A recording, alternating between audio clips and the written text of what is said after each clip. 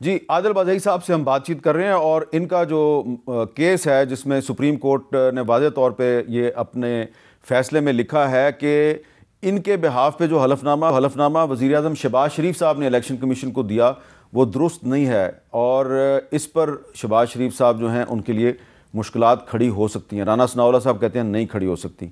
आदिल बाज़ई साहब, अब आपने साबित करना है अदालत में कि आप सही कह रहे हैं और शहबाज शरीफ साहब गलत कह रहे हैं। सर, मैं आपको एक बात बताना चाहता हूँ।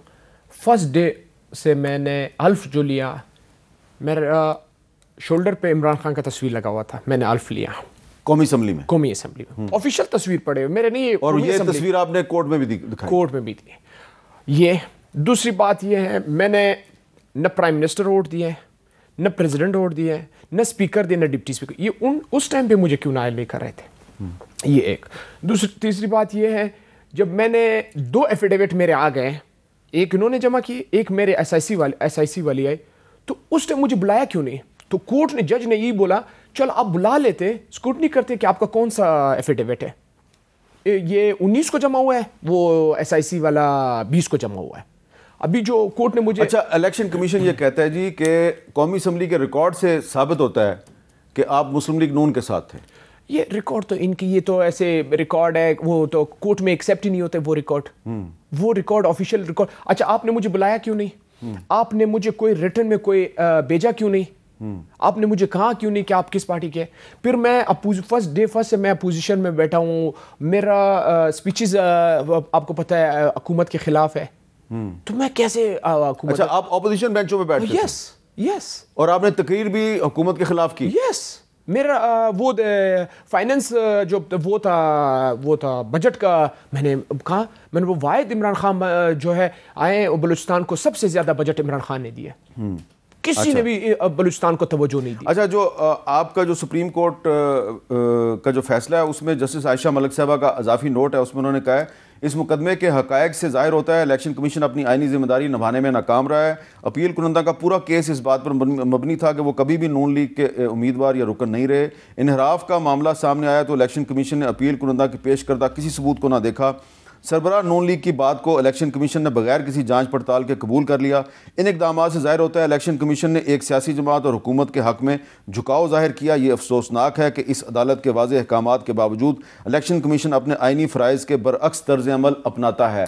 तो सुप्रीम कोर्ट की जजमेंट में जो इलेक्शन कमीशन है उसके खिलाफ भी चार्जशीट आ गई है। अब आपको उम्मीद है, सुप्रीम कोर्ट ने सिविल कोर्ट को कहा है कि जल्द अज जल्द फैसला करो। मैं एक और चीज़ बताता हूँ, बड़ा आप हैरान हो जाएंगे।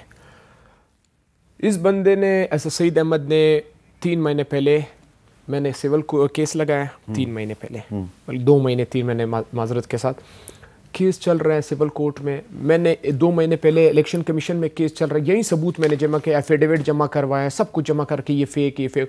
नून लीग वाले कोई इसको वो कर ही नहीं रहे थे, सुन ही नहीं रहे थे, देख ही नहीं रहे थे। खैर है, बस हम लोग का चल जाएगा क्योंकि इनकी चलती है। तो ये आपको पता है, उसके बाद जिस दिन 12 दिसंबर को जब मेरे हक में फैसला आया, उसके बाद उन्होंने सईद अहमद को उठा लिया, उल्टा लटकाया, उसे बयान वापस दिलवाया कि आदिल बाज़ई ने मुझसे प्रेशर में ये बयान दिलवाया। अच्छा, ये भी हुआ है। उल्टा में उस पे एफआईआर भी काटा उस सईद अहमद पे कि आप आदिल बाज़ई के प्रेशर में, एक आपको हमारे चीफ जस्टिस है जमाल मंदोखेल साहब, उनके भाई का बेटा है, ज़रक मंदोखेल है, वो MPA, उन्होंने एफआईआर काटा है सईद अहमद पे कि ये जाके आदिल बाज़ई के प्रेशर में है और इन्होंने ये बयान गलत दिए।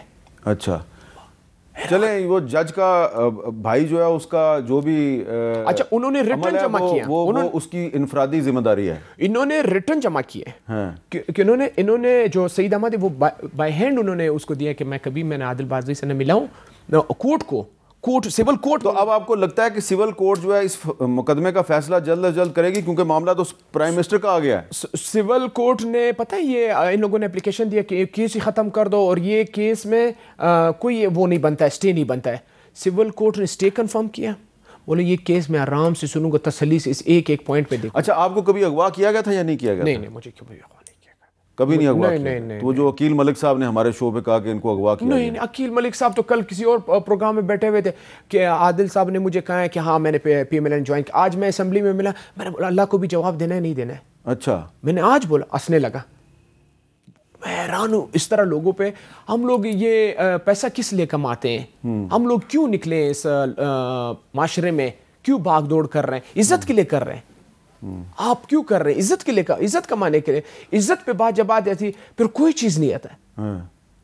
बहुत बहुत शुक्रिया। आदिल खान बाज़ई साहब हमारे कर रहे थे, और सुप्रीम कोर्ट ऑफ पाकिस्तान ने इनकी कौमी असम्बली की रुकनीत भी बहाल की है, और वो ये दावा कर रहे हैं कि वो कभी मुस्लिम लीग नून में उन्होंने शमूलियत इख्तियार नहीं की। वज़ीर आज़म की तरफ से जो इनके बिहाफ पे हलफनामा इलेक्शन कमीशन को दिया गया वो गलत था। नवाज़ शरीफ साहब ने जो इनके ख़िलाफ़ केस किया वो भी गलत था।